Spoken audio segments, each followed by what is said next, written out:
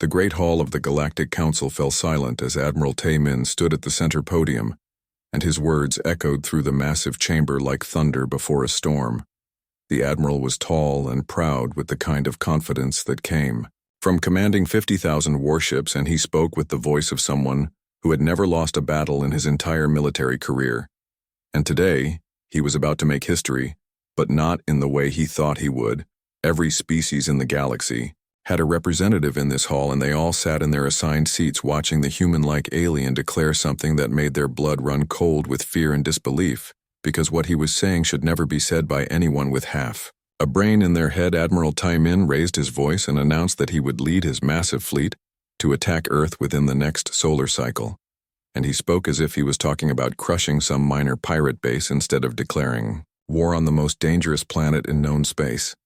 The silence that followed was not the kind that comes from shock or surprise, but the kind that comes when everyone in the room suddenly realizes they are sitting next to someone who just announced they plan to jump into an active volcano while covered in explosive materials. Counselor Ji-woo sat in the Earth section, and he did not move or speak, but there was something in his calm expression that made the aliens sitting near him quietly move their chairs a little bit further away, because they knew what was coming, and they did not want to be associated with what would happen next. Captain Hyun-soo stood behind Ji-woo as the military observer, and his hand moved slowly to his communication device while his face remained completely neutral, but his eyes were already calculating how long it would take for the emergency signal to reach Earth, and how long it would take for Earth to respond. The first to break the terrible silence was Elder Woo Jin, who was so old that he remembered when humans first joined the council, and his voice shook not with age, but with the kind of fear that comes from knowing exactly what kind of monster someone just decided to wake up from its peaceful sleep. Elder Woo Jin stood slowly, and his ancient voice carried across the hall as he asked Admiral Tae-min if he had any idea what he was proposing to do, and the way he said it made everyone else in the chamber start to sweat, even though the temperature had not changed at all. The Admiral laughed and waved his hand dismissively because he thought the old alien was just being dramatic, and he explained that Earth was nothing more than a backward planet with primitive technology and a small defensive fleet that would be crushed like insects under the boots of his mighty armada. This was when the other council members started to make sounds that were somewhere between gasps and whimpers, because they all knew that Admiral Tae-min had just signed his own death warrant, and probably the death warrant of everyone stupid enough to follow him into this insane mission. Counselor Hae-won from the Centauri delegation started to speak, but her words came out as stammering nonsense because she was too shocked to form complete sentences, and she kept looking at Ji-woo as if hoping the human would say something to stop this madness before it went too far. But Ji-woo just sat there with a small smile on his face, and he looked more amused than worried, which made everyone else even more terrified, because they knew that when humans smiled like that, it usually meant someone was about to learn a very painful lesson. Admiral Tae-min continued his speech and talked about how his fleet would demonstrate the power of the hegemony to the entire galaxy, and how crushing Earth would send a message to any other species that dared to think they could resist their authority. The more he talked, the more the council members started to edge toward the exits, because they all knew that being in the same room as someone declaring war on Earth was probably not a safe place to be, and they wanted to be somewhere else when the humans started their response. Captain Hyun-soo finished sending his emergency signal, and the small device in his hand blinked once to confirm that Earth had received the message and was already beginning to take action, and he wondered how long it would be before Admiral Tae-min realized the magnitude of his mistake. Elder Woo Jin tried one more time to explain to the Admiral that attacking Earth was not just dangerous, but was essentially the same as committing suicide in the most spectacular and painful way possible. But the younger alien was too drunk on his own power to listen to wisdom. The Admiral declared that his fleet would depart immediately, and that within one standard galactic month, Earth would be nothing but burning wreckage orbiting a star, and the human species would serve as an example to anyone who dared oppose the hegemony. As soon as he finished speaking, Admiral Tae-min turned and marched out of the chamber, followed by his advisors and guards, while behind him the council members sat in stunned silence, trying to process what they had just witnessed. Counselor Ji-woo finally stood up and gathered his papers, while Captain Hyun-soo helped him organize his materials, and neither human seemed concerned about the fact that their planet had just been threatened with total destruction. Elder Wu Jin approached the human delegation and spoke quietly to Ji Wu, asking if there was anything the council could do to help, or if there were any preparations Earth needed to make for the coming conflict. Ji Wu thanked the elder for his concern, but explained that Earth had been preparing for something like this for a very long time, and that Admiral Taemin would soon discover that some sleeping giants should never be disturbed. The other council members began to file out of the chamber, but they moved like people leaving a funeral rather than a political meeting, because they all knew they had just witnessed someone sign their own death warrant and possibly doom their entire species. Captain Hyun-soo received another signal on his communication device, and after reading it, he leaned over to whisper something in Ji Woo's ear, and the human counselor nodded once before turning to address Elder Wu Jin. One final time, Ji Wu explained that Earth appreciated the concern of the council, but that this matter would be resolved quickly and efficiently, and that the council should probably prepare emergency humanitarian aid for any survivors from Admiral Taemin's fleet. As the humans left the chamber, Elder Wu Jin stood alone in the Great Hall and looked up at the massive displays that showed the locations of fleets throughout the galaxy, and he watched as Admiral Taemin's 50,000 ships began to move toward the Sol system where Earth waited like a patient predator. The old alien shook his head sadly because he knew that very soon the galaxy would be reminded why humans were the most feared species in known space, and why smart civilizations never gave them a reason to stop being peaceful. Outside, the council building emergency meetings were already being called, and diplomatic messages were being sent as species after species tried to distance themselves from Admiral Taemin's insane decision before the consequences started falling on everyone. But it was already too late because the message had been sent and Earth had received it, and somewhere in the Sol system, ancient machines were beginning to wake up from their long sleep. President Da-Yoon sat behind her desk in the Blue House in Seoul and looked at the holographic display that showed Admiral Taemin's fleet moving toward Earth, and she did not look worried or frightened, but instead appeared almost bored, as if someone had just told her about a minor scheduling conflict. The alien ambassadors standing in her office were confused by her calm reaction because they expected the leader of Earth to panic or call emergency meetings or start mobilizing defenses, but instead she simply picked up a secure communication device and made a single call. Admiral Seok Jin answered on the first ring, and his voice was steady and professional as President Da-Yoon gave him the simple order to activate Protocol 7 and prepare the quiet fleet for immediate deployment, and the way she said it made it sound like she was ordering lunch instead of preparing for war. The alien ambassadors exchanged worried glances because they had been briefed on Earth's public military capabilities, and they knew that the planet had only a few hundred ships and basic energy weapons that would be completely useless against Admiral Taemin's massive armada. What they did not know was that Earth's public military was never meant to fight real wars, but was instead designed to make other species feel comfortable and secure in the knowledge that humans were not a threat to galactic peace. Ambassador Kyung-ho from the Proxima delegation tried to suggest that Earth should consider surrendering immediately to avoid unnecessary casualties, but President Da-Yoon just smiled and explained that casualties were indeed something she wanted to avoid. Dr. Jae-ho entered the office carrying a data pad, and he reported that all monitoring stations throughout the Sol system were online and ready to broadcast the standard warning message to any approaching hostile forces. The alien ambassadors did not understand why anyone would waste time with warning messages when facing overwhelming odds, but they would soon learn that humans always preferred to give their enemies one final chance to avoid complete destruction. Commander Yu-na received her orders at the hidden base on the far side of the moon, and she began the process of powering up her fighter squadron while her pilots ran through their final equipment checks with the kind of calm efficiency that came from years of training for this exact moment.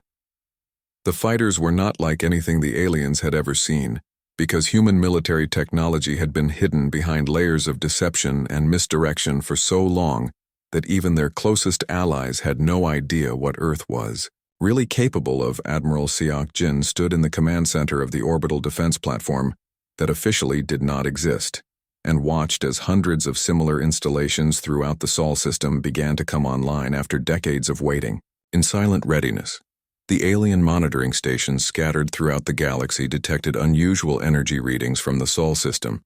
but their operators dismissed these readings as solar flare activity because the idea that Earth could have hidden military installations was simply too impossible to consider.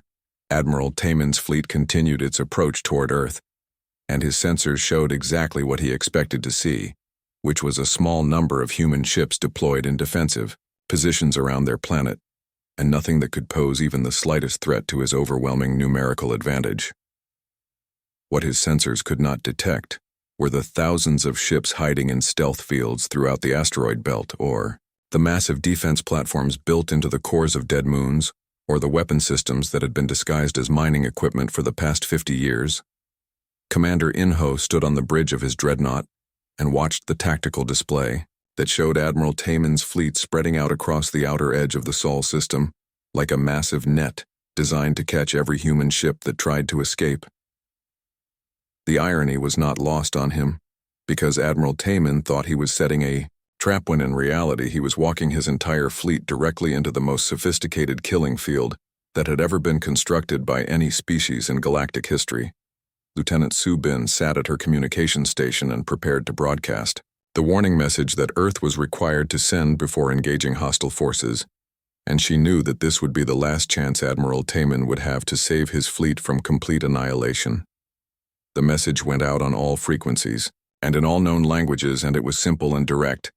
and gave Admiral Taman exactly 10 minutes to reverse course and leave the Sol system, or face the consequences of his decision to attack. Earth Admiral Taman received the message and laughed, because he thought it was some kind of joke, and he ordered his fleet to continue their approach while his communications officer sent back a response telling the humans to prepare for their destruction. This was the moment that President Da-Un had been waiting for, and she gave Admiral Seok Jin the authorization to proceed with defensive operations and to demonstrate to Admiral Tae-min why attacking Earth was considered the stupidest thing anyone could do in the galaxy. General Dong Wu coordinated the response from his command bunker deep beneath the Swiss Alps, and he watched as every hidden installation in the Sol system reported ready status and waited for his order to reveal themselves to the approaching enemy fleet. The first sign that something was wrong came when Admiral Taman's long-range sensors detected energy signatures that should not have existed anywhere in the Sol system, and his science officer reported readings that suggested the presence of massive artificial structures. Admiral Taman dismissed these reports as sensor errors, because his intelligence data clearly showed that Earth had no significant military installations beyond their small orbital defense platforms and a few asteroid mining stations. Engineer Minji activated the Sol defense grid from her station in the Lunar Command Center and watched as weapon platforms throughout the system began to charge their primary batteries while stealth fields started to drop and reveal the true extent of Earth's defenses. The alien ambassadors in President De-Yun's office stared at the tactical display in shock as hundreds and then thousands of human ships appeared on the screen, like stars coming out at twilight, and they finally began to understand why their species had always been so careful to maintain good relations with Earth. Admiral Taman's tactical officer reported that his sensors were now detecting over 200,000 human ships deployed throughout the Sol system, and that many of these vessels were larger than anything in their own fleet and appeared to be armed with weapons of unknown design. This was when Admiral Taman finally realized that he might have made a serious error in judgment, but it was already too late to turn back because his fleet was now deep inside the Sol system and completely surrounded by human forces. Commander Yuna launched her fighter squadron from the hidden base and joined the thousands of other small craft that were streaming out of concealed hangars built into asteroids and planetary rings, and the sight of so many human fighters filled the space around Admiral Taman's fleet like a swarm of angry hornets. The communication channels filled with chatter as Admiral Taman's ship captains reported impossible readings and asked for orders while their admiral tried to process the fact that Earth had somehow hidden a military force larger than anything he had ever imagined. Lieutenant Su Bin opened a channel to Admiral Taman's flagship, and her voice was calm and professional as she delivered the final warning that Earth was prepared to defend itself and that this was his last opportunity to withdraw his forces. Admiral Taman stared at the tactical display that showed his 50,000 ships completely surrounded by a human fleet that outnumbered him 4-1. and he finally understood why every species in the galaxy had looked at him with such horror when he announced his intention to attack. Earth General Dongwu's voice echoed across every communication channel in the Sol system as he spoke directly to Admiral Taman and explained that Earth did not want to fight, but would not hesitate to defend itself against any aggressor regardless of their numbers or intentions. The moment of truth had arrived, and Admiral Taman had to decide whether to order his fleet to attack or to try to negotiate some kind of withdrawal.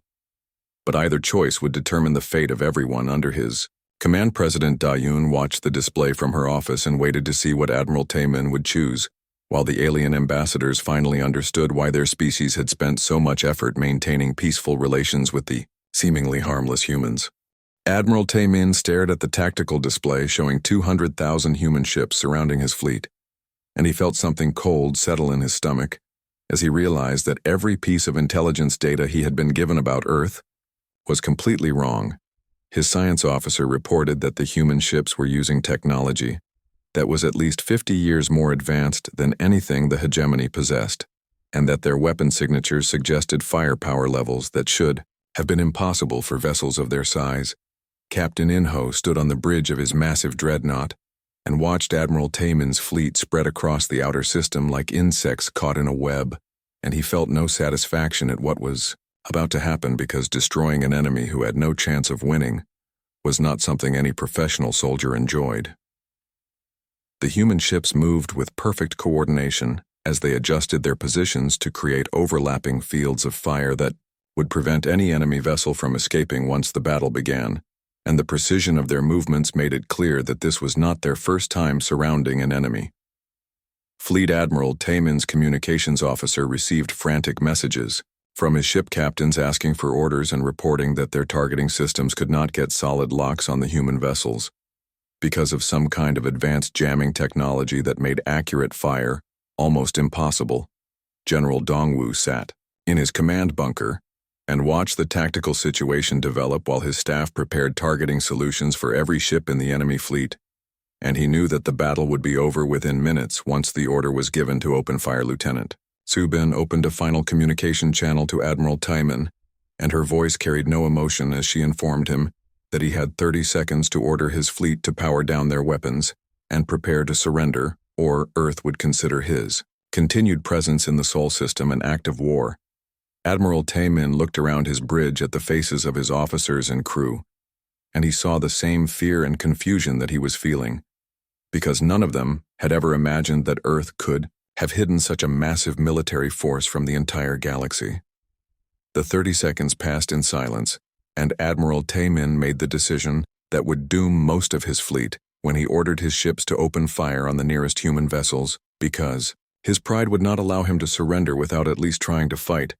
The first salvo from the hegemony fleet lit up space with thousands of energy beams and missile trails, but the human ships seemed to barely notice the incoming fire as their advanced shields absorbed or deflected every shot, without taking any significant damage. Commander Yuna led her fighter squadron in a sweeping attack on the enemy flagship, and her pilots moved through the defensive fire like dancers avoiding raindrops because their ships were faster and more maneuverable than anything Admiral Taman's forces had ever encountered. The human response was swift and terrible, as every ship in their fleet opened fire simultaneously, and the combined firepower was so intense that it lit up the Sol system like a second sun, while Admiral Taman's ships began to disappear in brilliant flashes of destruction. Captain Byung-ho commanded one of the smaller human cruisers, and he watched his weapons cut through 3 enemy battleships in as many seconds, while his shields barely registered the return fire that managed to reach his vessel. Engineer Minji activated the Sol defense grid, and massive weapon platforms that had been hidden throughout the system added their firepower to the battle, while targeting computers calculated firing solutions with the kind of precision that only machines could achieve.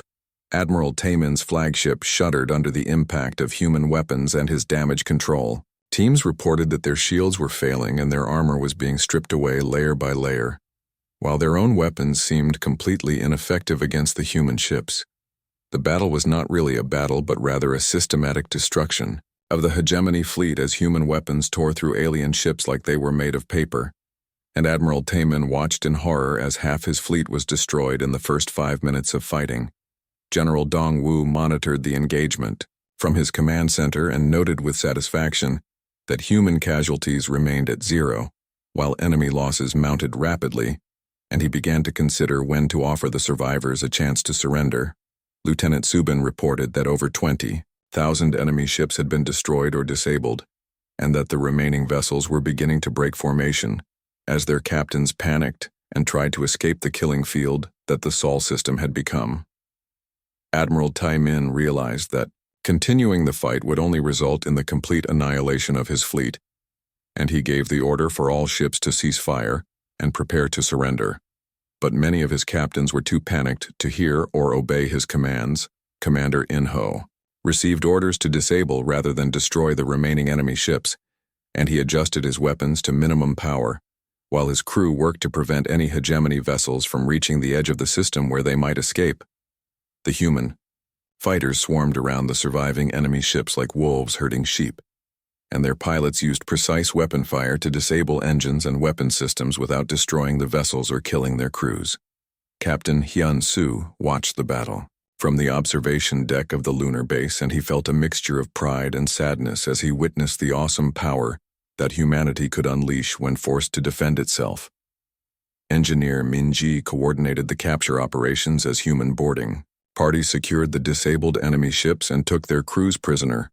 while medical teams prepared to treat the wounded regardless of which side they had fought. On Admiral Taemin's flagship was one of the last to be disabled, and when human Marines boarded his vessel, he surrendered immediately and asked to speak directly with the human commander because he needed to understand how everything had gone so wrong. General Dongwu accepted Admiral Taemin's surrender and explained that Earth had been preparing for this kind of conflict for over a century, and that the public face of human military power was never meant to represent their true capabilities.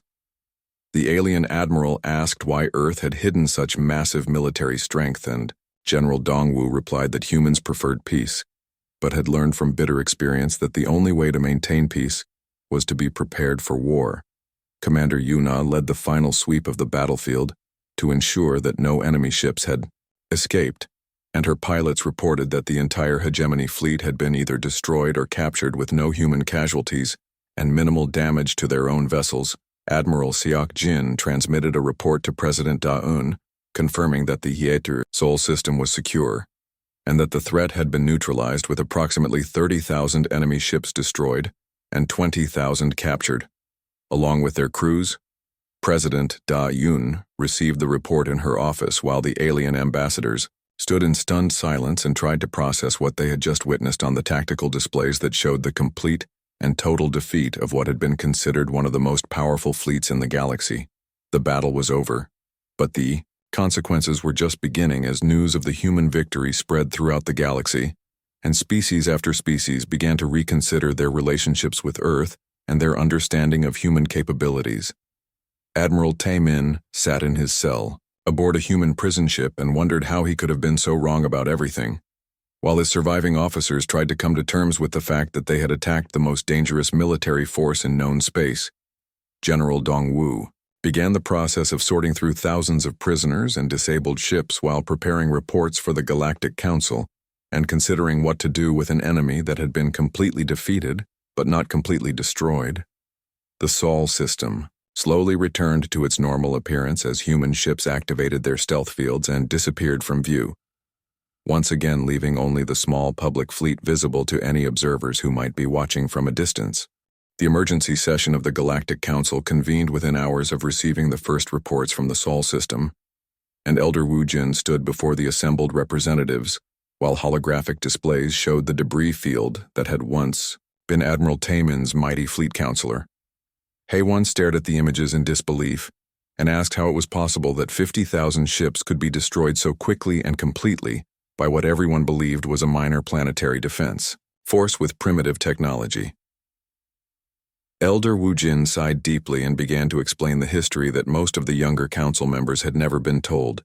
because it was the kind of knowledge that was too dangerous to share widely and too terrifying for most species to accept. He activated the historical archives, and the main display showed images from over 200 years ago when humanity first made contact with galactic civilization, and the records showed that first meeting was nothing like what most people believed had happened. Ambassador Young Ho sat quietly in the Earth delegation section and watched as Elder Wu Jin revealed truths that had been carefully hidden for generations,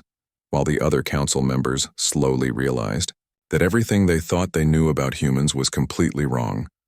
The Elder explained that when human ships first appeared at the edge of known space, they were not primitive explorers seeking contact with advanced civilizations but were, instead, the survivors of a massive civil war that had raged across dozens of star systems. The historical records showed that humanity had been fighting itself for over 3 centuries and had developed military technology and tactics that were so advanced and so brutal that they had accidentally wiped out entire solar systems during what they considered minor conflicts. Admiral Kyung-soo stood up from the military advisory section and confirmed that the current galactic defense protocols were not designed to protect member worlds from external threats, but were instead specifically created to monitor and contain human military activities. Counselor Hae-won asked why no one had ever told the newer council members about this history, and Elder Wu Jin explained that the truth was too dangerous, because if aggressive species knew how powerful humans really were, they might try to attack Earth before humanity could respond. The Elder activated another set of historical records and showed the council members what had happened to the Vorthan Empire when they made the mistake of attacking a human colony world during the early years of galactic contact. The images showed a star system where 13 planets had once supported thriving civilizations but now contained nothing but radioactive debris, because the human response to the attack had been so overwhelming that it had literally sterilized every world in the system. Ambassador Young Ho finally spoke, and his voice was calm and measured as he explained that humans did not enjoy violence but had become very good at it through necessity, and that their current peaceful behavior was a choice, not a limitation. He told the council that Earth had agreed to limit its military presence in exchange for peaceful trade and cooperation, but that this agreement came with the understanding that any direct attack on human territory would result in immediate and total retaliation. Elder Wu Jin continued his explanation and showed records of the treaty negotiations that had established the current galactic order, and revealed that these were not really negotiations, but were instead desperate attempts by every species to convince humanity not to expand their military presence. The records showed that human ships could travel faster than anything else in the galaxy, and that their weapons could destroy planets from distances that made conventional defense impossible, and that their soldiers were trained to fight in conditions that would kill most other species. Counselor Hae-won asked why humans had agreed to these limitations if they were so powerful, and Ambassador Young Ho explained that his people preferred to build rather than destroy, and that they had seen enough war to last for 1,000 lifetimes. Admiral Kyung-soo added that human military doctrine was based on the principle of overwhelming response to any threat, because they had learned that quick and decisive action prevented longer and more destructive conflicts. The Elder showed more records from the archives and revealed that every major galactic conflict in the past 2 centuries had been ended by subtle human intervention, and that most species never realized that Earth had been involved in resolving their problems. He explained that humans preferred to work behind the scenes and use diplomatic pressure and economic incentives to maintain peace, but that they were always prepared to use military force if these methods failed. Ambassador Young Ho stood and addressed the council directly and explained that his people understood that with great power came great responsibility, and that they took their role as galactic peacekeepers very seriously. He told them that Earth monitored every military movement in known space and maintained detailed plans for responding to any threat to galactic stability, and that Admiral Taemin's attack had triggered protocols that had been in place for over a century. Counselor Hae-won asked what would happen to the survivors of Admiral Taemin's fleet, and Ambassador Young Ho assured her that they would be treated according to galactic law and returned to their homes once the political situation had been resolved. Elder Wu Jin explained that this was typical of human behavior, because they did not seek conquest or revenge but instead focused on preventing future conflicts and maintaining the stability that allowed all species to prosper. The Elder activated one final set of records and showed the council members classified reports from intelligence agencies throughout the galaxy. And these reports revealed that human ships and facilities were present in every star system, but remained hidden unless needed. Admiral Kyung-soo confirmed that galactic military planning assumed that humans could deploy overwhelming force to any location within days, and that all defense strategies were based on the assumption that Earth would support any species that was attacked. By an aggressor counselor, Hae-won asked why the council had never discussed these capabilities openly, and Elder Wu Jin explained that the current system worked because most species believed that humans were peaceful by nature, rather than by choice. He told her that if everyone knew the true extent of human military power, it would create fear and suspicion that could destabilize the entire galactic community, and that the current arrangement allowed all species to coexist peacefully. Ambassador Young-ho agreed, and added that his people preferred to be underestimated, because it made diplomacy easier, and reduced the chances that someone would make the kind of mistake that Admiral Taemin had just made. The session continued for hours, as Elder Wu Jin revealed more details about human capabilities and the hidden history of galactic civilization, while the council members struggled to accept that everything they thought they knew was wrong. Admiral Kyung-soo presented classified military assessments that showed human technology was at least 50 years ahead of anything possessed by other species, and that their production capacity could build fleets faster than anyone else could destroy them. The final revelation came when Elder Wu Jin showed records proving that the Seoul defense grid was not a recent construction, but had been built over the course of 2 centuries and was only a small part of human military infrastructure. Counselor Hae-won sat in stunned silence as she realized that humanity had been protecting the galaxy for generations, while allowing other species to believe they were equals rather than subjects, and that this deception had been motivated by genuine care for galactic peace. Ambassador Young-ho concluded his presentation by reminding the council that humans remained committed to peace and cooperation, but that they would always be prepared to defend themselves and their allies against any threat, regardless of its size or origin. Session ended with a unanimous vote to formally censure Admiral Taemin's actions and to issue a galaxy-wide statement explaining that his attack was unauthorized and did not represent the will of any recognized government or organization. Admiral Seok-jin stood on the bridge of his flagship and watched as the last of the hegemony survivors were transferred to prisoner transport vessels, while his crew began the process of salvaging what remained of Admiral Taemin's once mighty fleet. The aftermath of the battle had been swift and efficient because humans had learned long ago that the period immediately following a military victory was often more important than the victory itself and required careful management to prevent future conflicts. President Dayun received hourly reports from the Seoul system, while she prepared for the diplomatic challenges that would follow the military solution, and she knew that how Earth handled the next few weeks would determine galactic politics for generations to come. Admiral Taemin himself had requested a private meeting with Admiral Seok-jin, and when the two commanders faced each other across a conference table, the defeated alien looked like a man who had aged decades in the span of a few hours. The hegemony admiral asked how his intelligence sources could have been so completely wrong about human capabilities, and Admiral Seok-jin explained that Earth had spent 2 centuries perfecting the art of appearing weak, while remaining strong. Admiral Taemin shook his head in disbelief and admitted that if he had known the truth about human military power, he would never have contemplated attacking Earth and would have instead sought peaceful relations with such a formidable neighbor. Captain Byung-ho commanded the occupation force that was heading toward the hegemony home system, and his orders were clear and specific about how to handle the political transition that would follow Admiral Taemin's failed invasion.